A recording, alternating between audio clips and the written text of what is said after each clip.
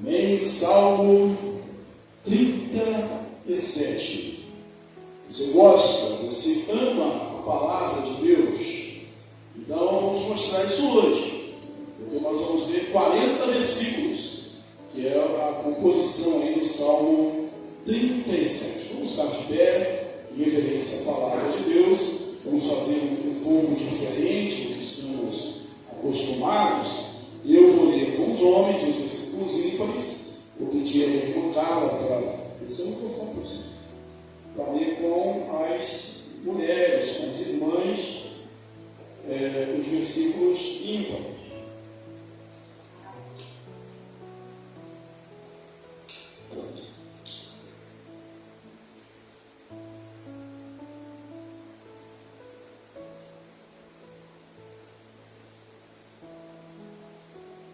Amém? Estamos prontos? Salmo 37. Então, os homens comigo, amém? Vamos fazer comigo. Não te indignes por causa dos malfeitores, nem tem inveja dos que praticam a iniquidade. Em breve definharão como a relva e murcharão como a erva verde. Confia no Senhor e faz o bem. Habita na terra e alimenta-te da verdade. Agrada-te do Senhor e Ele satisfará os desejos do teu coração. Entrega o teu caminho ao Senhor, confia nele e o mais ele fará. Fará sobressair a tua justiça como a luz e o teu direito como o sol ao meio-dia.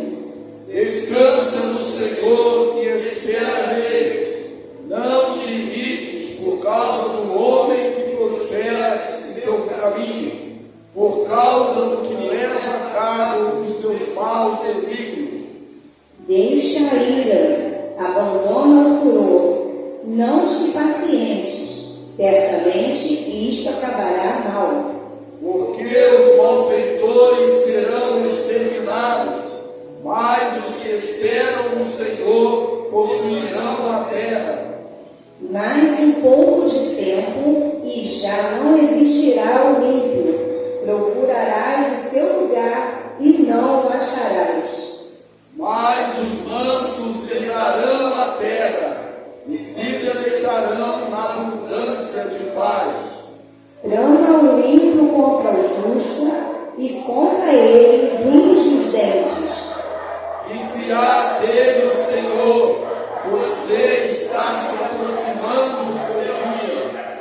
Os ímpios arrancam da espada e estendem o arco para abater o pobre e necessitado, para matar os que trilham o caminho reto. A sua espada, porém, lhes transpassará o próprio coração, e os seus aços serão espedaçados. Mais vale o pouco do justo do que a abundância de muitos ímpios. Pois os braços dos ímpios serão quebrados, mas os justos o Senhor os sustém. O Senhor conhece os dias dos ímpios, a herança deles permanecerá para sempre. Não serão envergonhados nos dias do mal, e nos dias da fome se fartarão. Os ímpios, no entanto, perecerão, e os inimigos do Senhor serão como o viço das pastagens, serão aniquilados e se desfarão em fumaça. O ímpio pede emprestado e não paga, o justo, porém, se compadece e dá. Aqueles a quem ama o Senhor abençoa, possuirão a terra, e serão exterminados aquele a quem amaldiçoa. O Senhor firma os passos do homem bom, e no seu caminho se compraz. Se cair, não ficará prostrado, porque o Senhor o segura pela mão.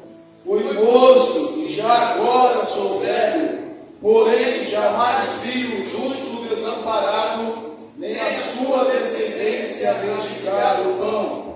É sempre compassivo e empresta, e a sua descendência será uma bênção. Aparta-te do mal e faz o bem, e será perpétua a tua morada. Pois o Senhor ama a justiça e não desampara os seus santos. Serão preservados para sempre, mas a descendência dos ímpios será exterminada.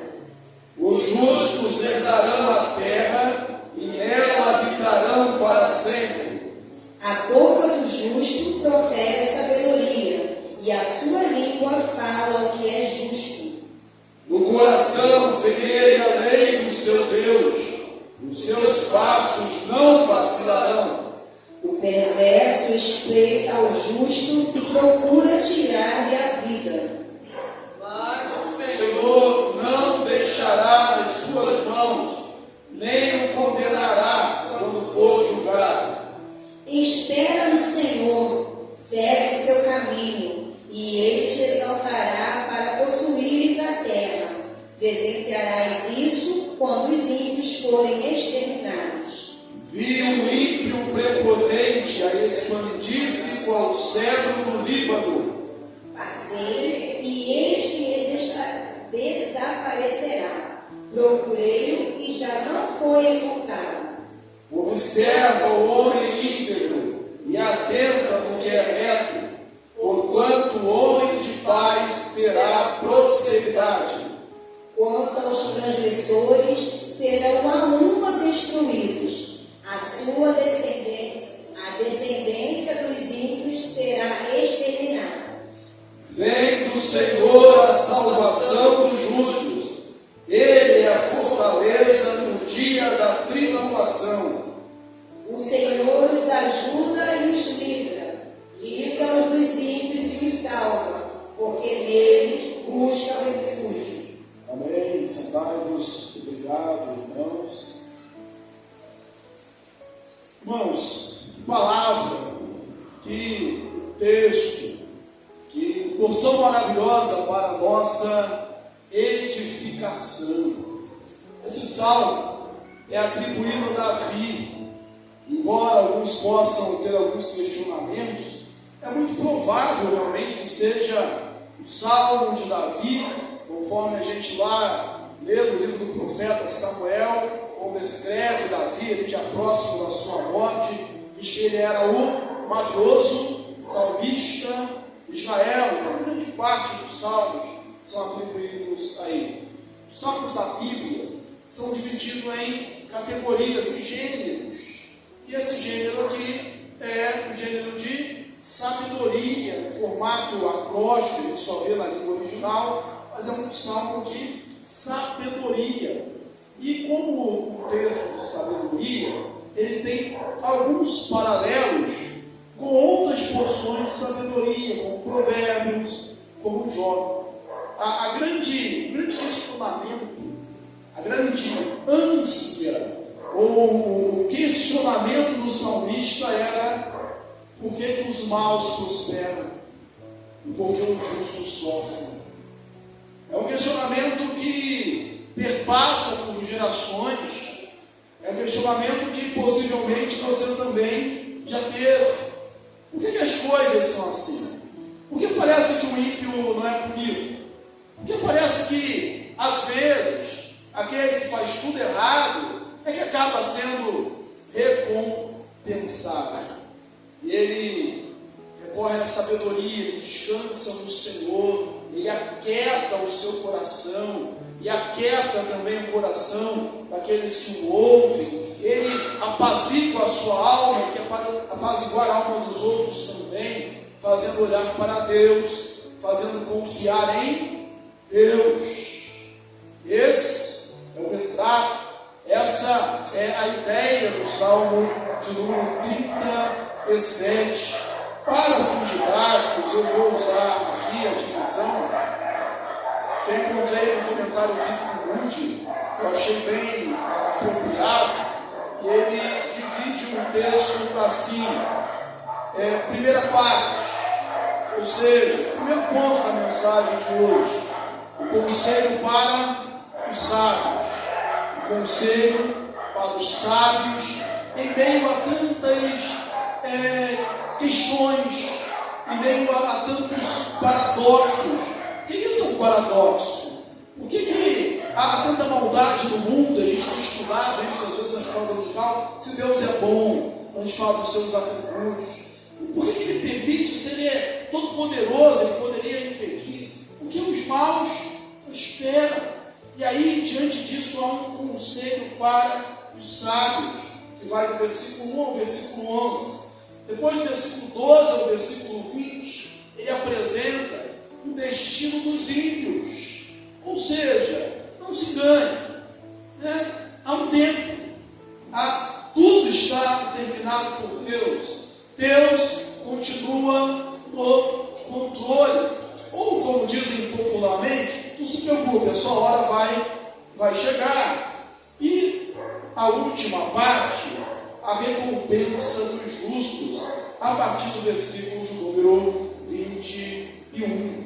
Aqui nós vemos nesse questionamento o problema tanto do mal natural, seriam as intempéries, tempestades, furacões, mas que acometem na vida do ser humano de forma normal, enchentes, como a gente vê tanto aqui na nossa região, e o problema do mal, esse mal natural e o mal moral, que é aquelas dificuldades infligidas por outros homens, por outras pessoas que nos querem fazer mal. Eu falei dos paradoxos, e nesses paradoxos a gente vai citar aqui alguns dentro dessa divisão que eu propus.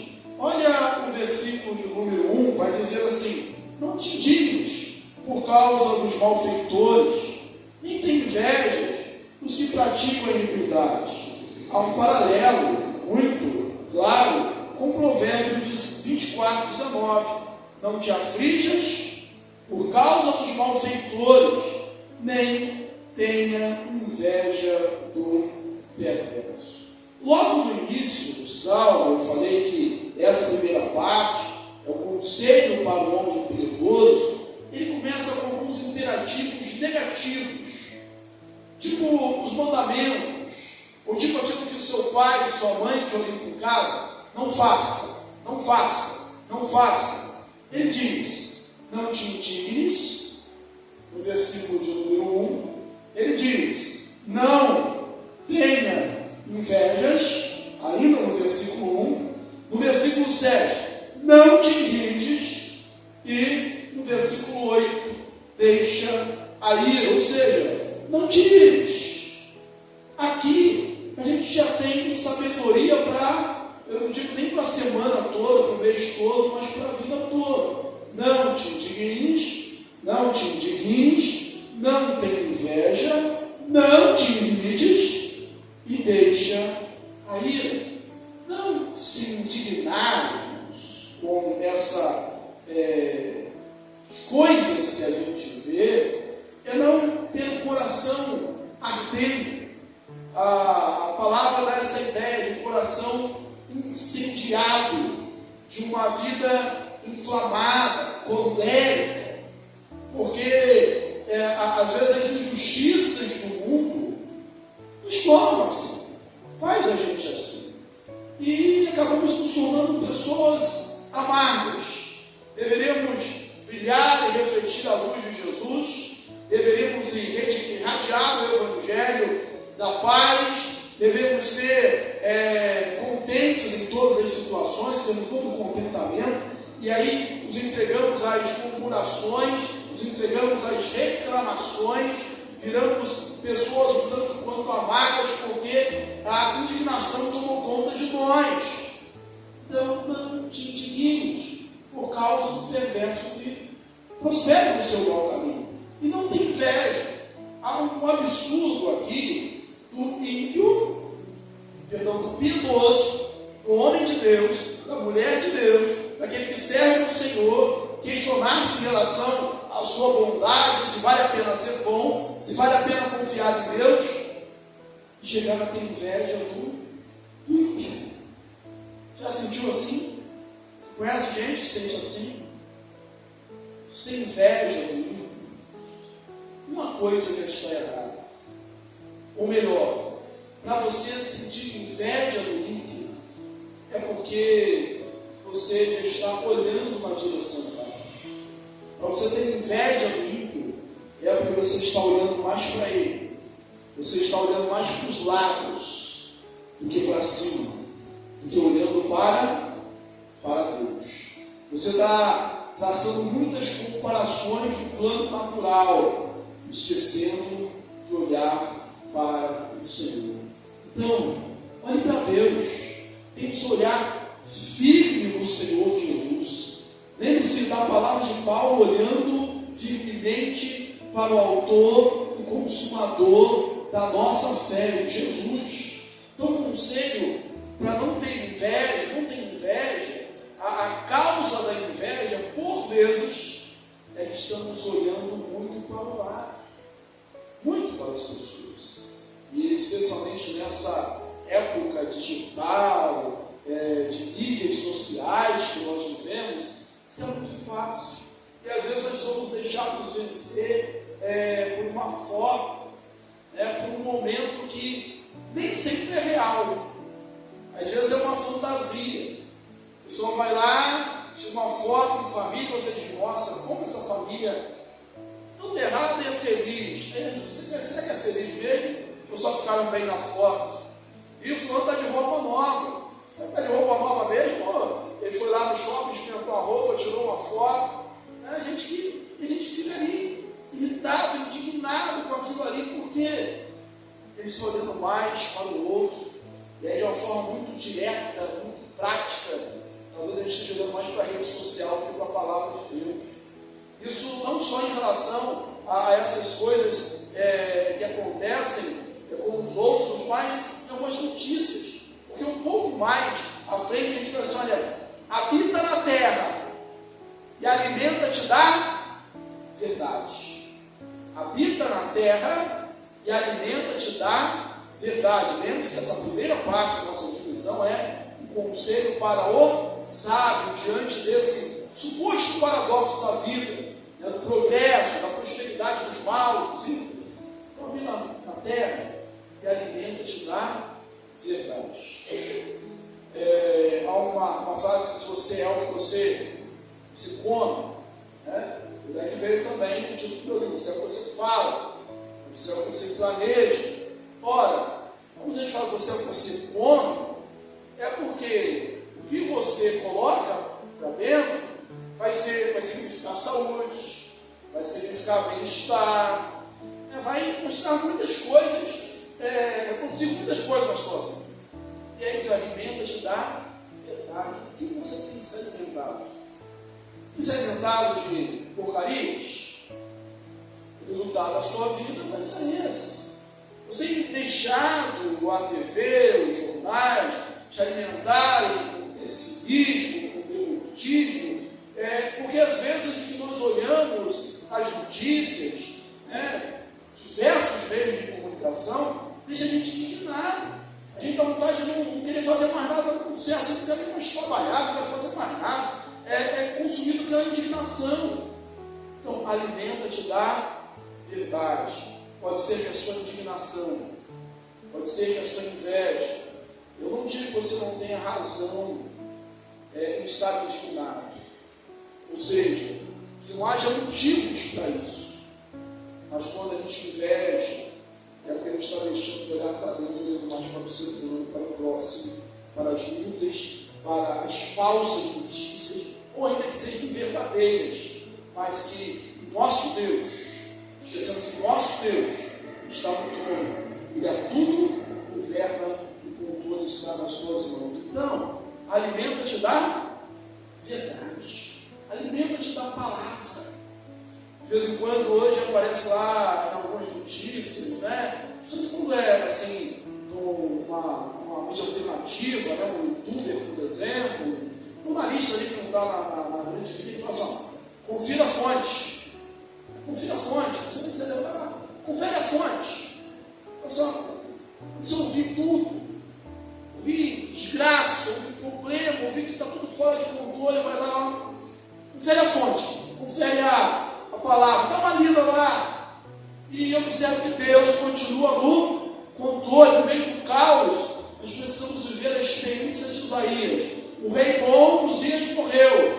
O homem vê um trono vazio, mas eu olho e vejo o Senhor assentado no alto e sublime trono. Então não te indignes, não tenha inveja, confia no Senhor. Deixa eu falar o não primeiro, né? Não te irrites, não te irrites.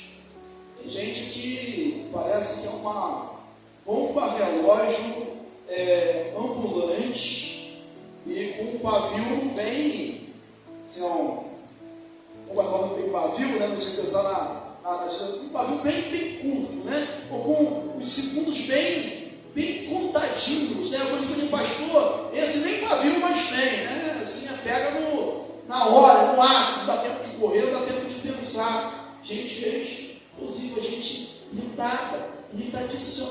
Não te irrites. Não é, irmãos, isso não é um chamado à alienação. Não tampar o sol com a peneira. Não é saber fazer uma leitura do mundo.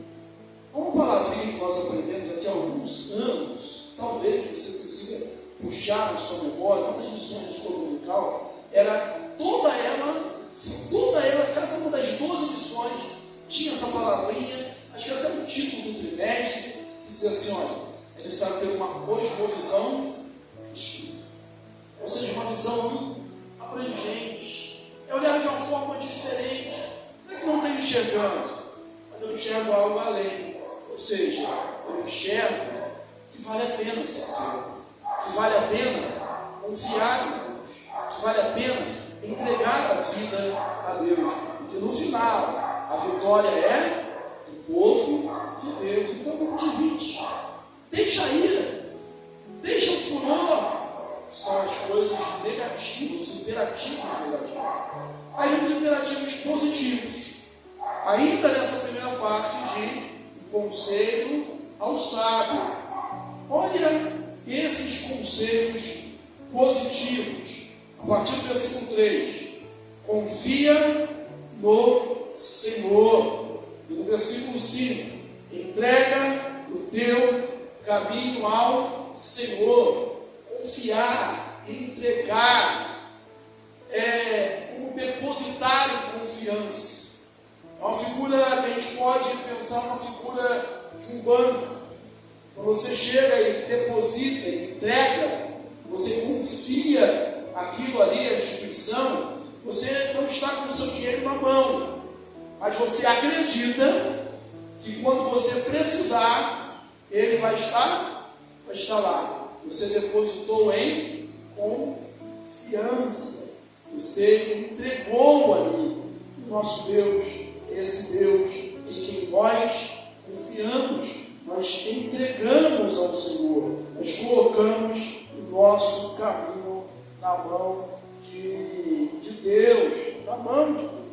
Esse verbo entregar ainda, de confiar, ele tem pode ser traduzido por rolar a carga. Rolar a carga. E aí pensando no seu deserto, antigamente, no camelo. Então, o camelo ele se ajoelhava, né, para que a carga fosse rolada sobre ele. Ninguém conseguiria atravessar o deserto com todas as suas dificuldades, ainda carregando uma carga. Quem carregava essa carga era o camelo, o peso estava sobre o animal. Então, esse entregar é rolar a carga sobre, é colocar o peso sobre. E aí, como nós precisamos ler esse texto à luz do Novo Testamento, nós temos muito mais razões para isso, porque nós já tivemos a revelação de Jesus Cristo. Lembra? A palavra de Deus ali, Mateus 11, 27, 28. Vinde a mim, vós todos que estáis cansados e sobrecarregados, e eu vos aliviarei. Também sobre vós o meu jugo, e aprendei de mim, que sou manso e humilde de coração, porque o meu jugo é suave, o meu fardo é leve. O nosso fardo hoje, o nosso peso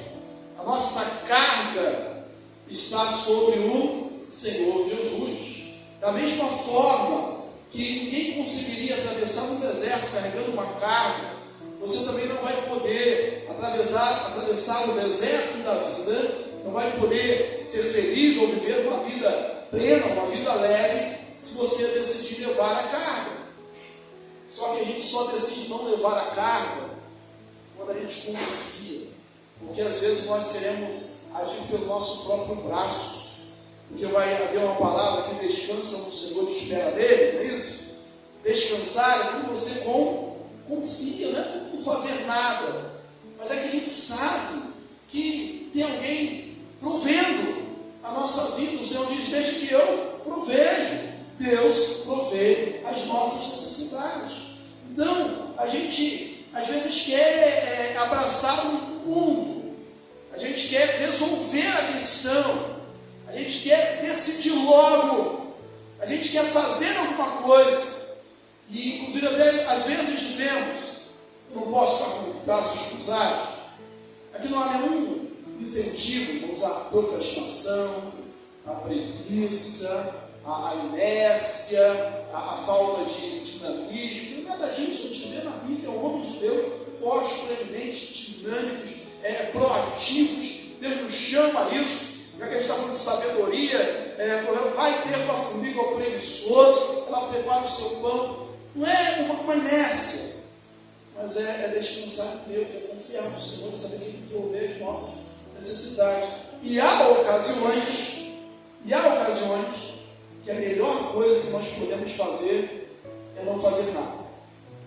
Porque quando a gente quer fazer alguma coisa debaixo de uma luta muito grande, ou como dizem, no olho do furacão, às vezes a gente, vou começar a frase, a gente mete os pés pelas mãos, né? A gente se atrapalha todo, a gente se embola muito. É aquela negócio, olha, a emenda ficou pior que o soneto, né?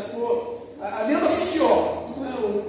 A correção deu errado, o tipo saiu pela culatra. Então, descansa no Senhor, espera nele. São conselhos positivos para os crentes. Confia no Senhor, agrada-te do Senhor, entrega o teu caminho ao Senhor, ou seja, deposita a sua vida nas mãos dele, igual você deposita o seu dinheiro.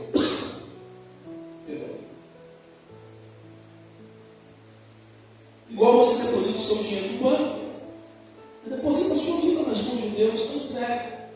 Ela está guardado, está nas mãos do Senhor. Olha mais uma vez para o versículo 3. Confia no Senhor e faz o bem. Habita na terra e alimenta-te da verdade. Essa parte, habita na terra e alimenta-te da verdade, nós já falamos. Mas olha o conselho que o precede. Habita na terra e faz o bem. O Barbosa tem um poema, eu não vou citá-lo todo, né, porque eu contei. Ele fala assim: de tanto ver prevalecer a injustiça, sempre chega, no final diz assim: o homem chega a rir-se da honra, da virtude, a ter vergonha de ser honesto. É aquele momento quando você olha para o lado, você diz assim: poxa, eu acho que é melhor fazer igual todo mundo faz. É melhor ser mal também. É melhor passear também. É melhor fazer como todo mundo faz, errar, porque eles é que são beneficiados. E eu aconselho: olha, faz o bem. Faz o bem. As palavras neotestamentárias no som do nosso coração dizem: olha, não te deixe vencer do mal, mas vence o mal com o bem. O texto aos Hebreus: olha, nós vamos prevalecer, nós vamos vencer, se não desfalecermos no caminho. Então não para no caminho, continua, prossiga, não te deixe vencer do mal, mas vence o mal com o bem. Faz o bem, continua fazendo o bem. Mas continua fazendo o bem. Mas não, continua fazendo o bem. Persevera em fazer o bem. Há uma passagem aqui, essa passagem é muito preciosa, muito Quando ele fala assim, deixa a ira, abandone o furor, não te impaciente, certamente isso acabará mal. Quando você perde a calma, você perdeu tudo. Se você perder a calma, você perdeu tudo. Se você transparecer falta de controle, você perde a razão. É assim que acontece. Não te impaciente, não perca a calma. Mesmo porque hoje pela manhã, nós vamos falar aqui ainda sobre esse texto, no versículo 11, mas os mansos herdarão a terra. Aqui, Salmo 37, versículo 11. O texto pregado pela manhã foi exatamente isso, só que nos lábios de Jesus, lá em Mateus capítulo 5, versículo 3, quando fala das bem-aventuranças, a terceira bem-aventurança é bem-aventurados mansos, porque herdarão a terra. Quando você perde a calma, você perde tudo. Você imagina. A gente falou aqui de manhã que essa mansidão não é medo, nem potência. Essa mansidão ela é força, poder sob controle. Aí você vai no dentista, por exemplo, Aí você abre lá a sua boca, bem lá, e aí quando o dentista ele começa a botar aquele motorzinho, aquele barulhinho gostoso que você deve conhecer, aí daqui a pouco você vê que o dentista ou a dentista está desesperado, ele começa a ficar muito nervoso, aí você fica o quê? Mais nervoso ainda. Mas você até percebe que o chefe parece que não está bom, mas você olha assim para lá. Está calmo. Mas ele sabe o que está fazendo. Ele parece que está no futuro. Você vai no médico, olha ali a sua chapa e meu Deus, já você ir, já era.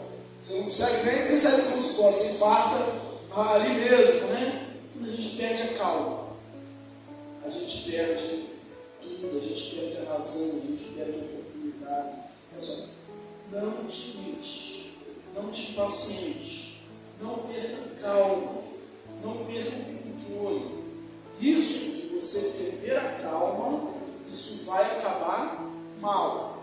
Isso de você querer resolver na força, na raça, na vontade, ou fazendo justiça pelas próprias mãos, isso vai acabar mal.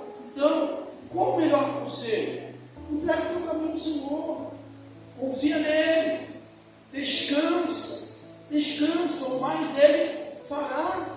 Salmo 46, que eu devo citar mais ainda durante essa mensagem, o Senhor, nosso Deus, é o nosso refúgio e fortaleza. Socorro bem presente na hora da angústia. Olha o versículo 10 vai dizer: aquietai-vos e sabei que eu sou Deus. Calma, quieta-te, saiba, veja que Deus é Deus. A lógica do homem não é a mesma lógica do mundo. Não é a mesma lógica do mundo. Começa no versículo 11 com uma pensativo, mas os mansos herdarão a terra. Por mais à frente a gente vai ver que os justos, no versículo 29, eles habitarão em segurança. Os mansos herdarão a terra. Não são os violentos, não são os bravos. A lógica do homem, pegando o contexto de guerra, é que os mais violentos, os mais fortes, os mais bravos, eles vencem, derrotam, explodem, tomam a terra e ficam com os espólios da guerra. Então, os mansos, eles darão a terra, vão se deleitar com abundância de paz. Mensagem de sabedoria de Deus para o seu coração hoje. Vale a pena ser justo, vale a pena ser fiel, vale a pena confiar em Deus, vale a pena entregar o seu caminho ao Senhor, vale a pena descansar nele. É necessário que você olhe com olhos espirituais, que você olhe pela fé, que você veja e pense como Deus pensa. Jeremias, Deus falando com Jeremias, eu é que sei os pensamentos que tenho a vosso respeito, pensamentos de paz, não de mal, para ele vai lá o fim de desejar. Então o desejo do nosso coração, ele vai satisfazer o desejo do nosso coração, mas esse desejo precisa estar em sintonia com a sua própria vontade.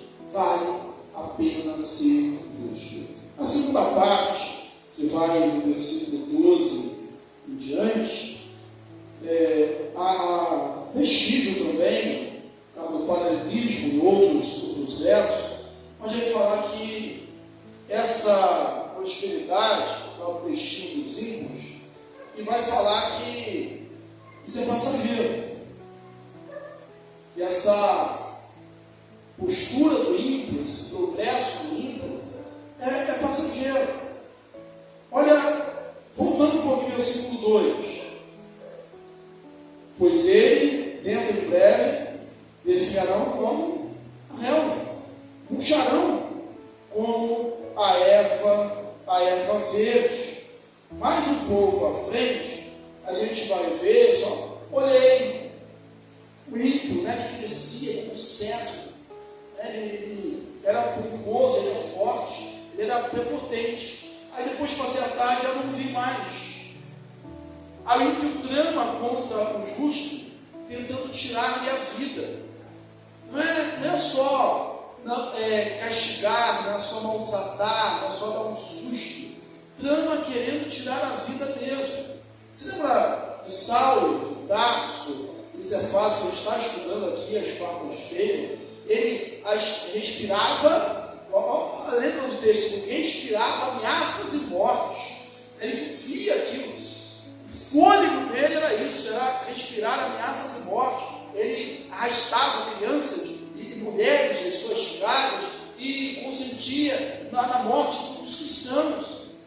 Mas ele cai por terra. Em vez de entrar levando uma carta de autoridade na cidade, ele entra em Damasco, cego, sendo conduzido pela mão. Passa, porque Deus é o Deus que permanece. Seca-se a erva, lá o Salmo 90, puxa sua flor. Depois o apóstolo Pedro, ele tem essa mesma colocação. Ele diz que a glória do homem é como essa flor da erva, mas seca-se a erva e cai a sua flor, mas a palavra do Senhor permanece. Os ímpios não, eles são transitórios, é passageira a sua glória, a sua vida, ela passa. Aí você diz, poxa, pastor, mas às vezes demora muito tempo, né? Você deve até lembrar de um texto, o choro pode durar uma noite, mas a alegria vem pela manhã, e aí você chega e pensa, olha, e acho que eu estou chorando mais de uma noite, né? É uma linguagem simbólica, né? É um período de angústia, trevas, mas é um período determinado. É breve, comparado à eternidade. Nós somos chamados para ajudar tesouros nos homens. O céu, onde a traça, a ferrugem, o corrói, os bandidos, os ladrões, não escavam, não roubam nos céus. Nós somos chamados para buscar primeiro o reino de Deus, a sua justiça. E sabendo que todas as coisas nos serão acrescentadas. Então olha de novo. Você olhou e viu prosperar de manhã, olha de novo. Veja com um pouco mais de atenção. Você vai ver que isso é breve. Isso é breve. Um ímpio na sua prepotência, desejando mal, mas isso é breve. Ele quer matar, ele quer assim, o diabo veio para isso, para matar, roubar e destruir, mas é por um breve tempo, O texto vai dizer aqui ainda que em relação à questão desses ímpios, diz que viciar dele o Senhor. Enquanto ele planeja o mal, enquanto ele respira o mal, o Senhor vice dele. Porque sabe que o tempo é chegado, o tempo está determinado. É como se Deus dissesse assim: olha, não vai dar nem tempo. Não vai dar nem tempo. O Senhor olha de uma forma muito diferente da gente. Ele vai dizer: olha, ele vai quebrar o arco. Esse texto do Salmo 37. E aí é que eu volto lá, avanço um pouquinho melhor, né, para o Salmo 46, quando ele vai falar sobre o arco também. Você lembra do que ele diz? Eu vou citar agora o Salmo todo, que eu gosto muito, Salmo 46. Deus é nosso refúgio e fortaleza, socorro bem presente na tribulação, né? Ainda que os montes, né, estremeçam, vão por meio dos mares, ao rio, os gerizades, as correntes alegram a cidade de Deus, a morada, o santuário, o Altíssimo. Deus está no meio dela, ajudará desde amanhã. O Senhor quebra os arcos, né, as lanças, despedaça o arco do fogo, quebra os cabos. Deus é o Deus que despedaça o arco, ou seja, o instrumento. Ele fala do arco e da lança, aí no Salmo 46, dos carros de combate. Ele fala: eu vou acabar com os instrumentos dessa guerra. Não vai ter mais instrumentos de guerra. É só você ver, é só você olhar. Aquietai de saber que eu sou Deus. Aqui no Salmo 37, ele vai falar assim: olha, não é só o inimigo, não é só o instrumento que vai ser destruído, não. Mas diz que os braços deles serão quebrados. A gente pode pegar isso de uma forma figurada também e pensar assim: olha, vai poder até querer, mas não vai poder fazer nada. O castigo do ímpio é certo. Agora no tópico 3, versículo 21 em diante, a recompensa dos justos. Recompensa dos justos. O justo, porém, se compadece. O que teme ao Senhor, ele abençoa, ele vai possuir a terra. Aqueles que ele não abençoa serão exterminados. Eu pulei de propósito a primeira parte do versículo 21, porque ele fala do ímpio. E aí é um momento de reflexão, e até você, quem sabe, fazer uma meia-culpa, uma reavaliação da sua vida e lembrar de que lado você está. Não é lembrar da inveja do ímpio? O crente tem inveja do ímpio. Depois querem o seu mau caminho. Mas olha a postura do ímpio. O ímpio pede emprestado e não paga. Aí será que a gente pode dizer que não tem crente que faz esse negócio aí não? Será que não tem? Essa postura aqui, de pegar emprestado para não pagar, é do piedoso, é do ímpio. Não deveria ser sua, não deveria ser de ninguém da igreja, porque isso é um grande de serviço para a fé, um grande desfavor celeste. Então, isso é próprio do ímpio. O crente não lhe honra, ele paga, ele faz os seus compromissos, ele honra ali a sua palavra. Agora, o bom lado que a gente dá, o justo, na verdade, ele não vai pedir emprestado, ele se compadece e dá. As palavras de Jesus, mais bem-aventurado é dar do que receber. E a gente parece que não entende isso. A gente prefere ficar do lado daquele que recebe, estou recebendo. Não, bom é dar do lado de quem dá, porque se você dá, é porque você tem, você pode, né? Então, o justo se compadece e dá. Ele não está entre aqueles que pedem emprestado, eles estão entre aqueles que emprestam. Essa é a bênção do justo. Aquele que o Senhor abençoa, vai possuir a terra, e serão exterminados que ele amaldiçoa. O Senhor firma o passo do homem bom, e no seu caminho se compraz. Deus se compraz no caminho do homem bom. Quero voltar aqui por um momento só, a primeira parte, que eu me lembrei assim: agrada-te do Senhor. Algumas vezes o texto tem que estar de forma errada. Não é que você tem que agradar ao Senhor, é que você tem que se agradar dele. O seu contentamento está nele. Lembra da primeira pergunta do nosso breve catecismo de Westminster? Qual é o fim principal do homem? A resposta, todo perteniano sabe, né? O fim principal do homem é glorificar a Deus e gozá-lo para sempre. Glorificar a Deus e gozá-lo para sempre. Se você comprar uma edição mais nova do nosso breve catecismo, que eu uso meus filhos, né, vai ter assim, atualizar a linguagem, né? Glorificar a Deus e alegrar-se nele para sempre, né? Um pouco arcaico, gozá-lo para sempre, né? Alegrar-se, sinônimo, alegrar-se nele para sempre. Então, é se alegrar em Deus, é se alegrar na palavra, ter contentamento, né? A minha alegria, o bom para mim está na casa do Senhor. Não é agradar ao Senhor numa figura de eu agrado a Deus e Deus me dá de volta, numa barganha, numa troca. Você não pode oferecer nada a Deus, né, que Deus já não tem. Você não tem o autor de toda a glória. Nós nos alegramos Senhor. E quando andamos com Ele, fazendo a sua vontade, Deus tem prazer em Deus. Isso é Deus tem prazer. Mas ainda assim,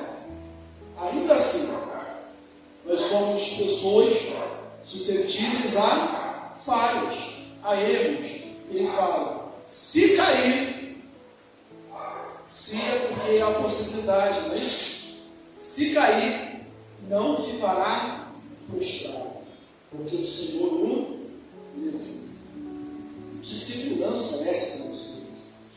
Eu ando com Deus, eu caminho com Deus, e você diz, olha, mas se tiver acontecendo lá na frente não vai mudar, que você não posso cair, mas Deus vai me levantar, Deus vai me sustentar, eu não vou permanecer caído, não porque eu sou forte, não porque eu sou mais ágil, ou mais santo, mais preparado, mas porque Deus vai estender as suas mãos. Versículo 25 você sabe de cor. Nós mais velhos, nós temos que citar Davi, ele viveu muitas coisas como o rei de Israel. Ele viu certamente muitas injustiças sendo cometidas. Ele foi, talvez, autor de muitas injustiças. Ele foi o caso de Urias, Betseba, né? Mas ele lembra, ele faz uma retrospectiva da sua vida e cita isso aqui no versículo 25. Fui moço, e já agora sou velho, jamais porém vi um justo desamparado, nem a sua descendência mendigada pão. Vale a pena ser crente, vale a pena ser fiel. Há um testemunho disso. Fui moço, agora sou velho, ou seja, eu passei pela vida, já vi de tudo, mas nunca vi um justo desamparado, nem a sua descendência mendigada pão. Olha aí o versículo de número 26, a gente já falou, ele sempre empresta, ele é compassivo, mas eu quero entender a segunda bênção, a segunda parte do versículo. E a sua descendência será uma bênção. Versículo 29. Os justos herdarão a terra e nela habitarão para sempre.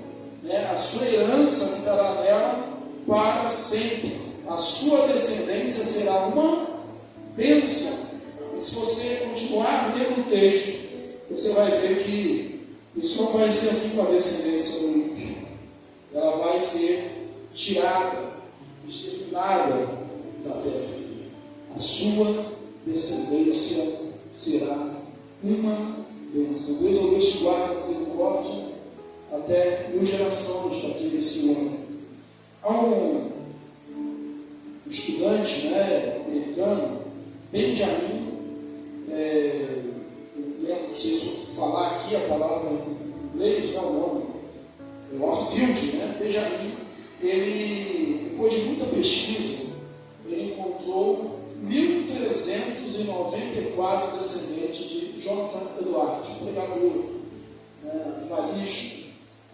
Ele encontrou 1.394 descendentes desse servo de Deus, que era filho de pastor, casado com filha de pastor, e que desde cedo estudava a palavra de Deus, e aí ele começou a descrever alguns desses descendentes do Jonathan Eduardo, que eu passo a ler aqui com os irmãos. 3 se tornaram presidentes de universidades, reitores, 3 senadores nos Estados Unidos, 100 advogados, 60 médicos, 65 professores universitários, 75 oficiais do Exército e da Marinha, 100 pregadores e missionários, 60 escritores de destaque, 1 vice-presidente dos Estados Unidos, 80 altos funcionários públicos, 250 formados em universidades, entre eles governadores de estados, diplomatas enviados a outros países, descendentes de Jonathan Eduardo. Na mesma época que veio Jonathan Eduardo, veio outro homem, um ateu, um adversário de Jonathan Eduardo, um criticado, chamado Maxim Juncker.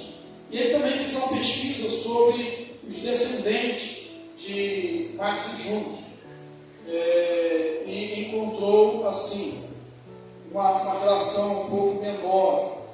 310 morreram como indigentes, 150 foram criminosos, sendo 78 assassinos, 100 eram alcoólatras, mais da metade das mulheres eram prostitutas. De 450 descendentes desse Maxim Juncker. Esses descendentes, custaram aos Estados Unidos, aos cofres públicos, $1.250.000, por causa das suas más obras. Os descendentes de Jonathan Eduardo não custaram um centavo. Na palavra de Deus, a sua descendência será uma bênção. Por isso que na igreja nós sempre tivemos um culto doméstico, nós temos um culto das crianças, nós temos um trabalho infantil, e temos uma missão de pregar o Evangelho a todo mundo, e de pregar o Evangelho de Jesus a toda a criatura. Atos 1:8, Jerusalém, Samaria, Galileia, até os confins da terra. Mas tem uma coisa que a gente não pode abrir mão, é a nossa família. Então, você pensar num projeto, uma estratégia da sua igreja local, você coloque esse alvo, faça esse voto: eu quero a minha família na casa do Senhor. Eu não vou abrir mão da minha família. Eu não vou perder um da minha família. Eu posso não estar vivo para ver, mas se um dia forem fazer uma análise, forem fazer uma coletânea, uma conta dos meus descendentes, eu quero que seja algo nessa proporção aqui de bênção, de gente que é bênção para a igreja, de gente que é bênção para a sociedade. Pode até parecer que o mal prospera, pode até parecer que o mal vence, mas a vitória é do povo de Deus. O homem da iniquidade será destruído apenas com o sopro da boca do Cordeiro, do Filho de Deus. Por isso, entrega o teu caminho ao Senhor, confia nele, descansa nele, e o mais ele fará. Que Deus te abençoe ricamente. Nós vamos orar ao Senhor,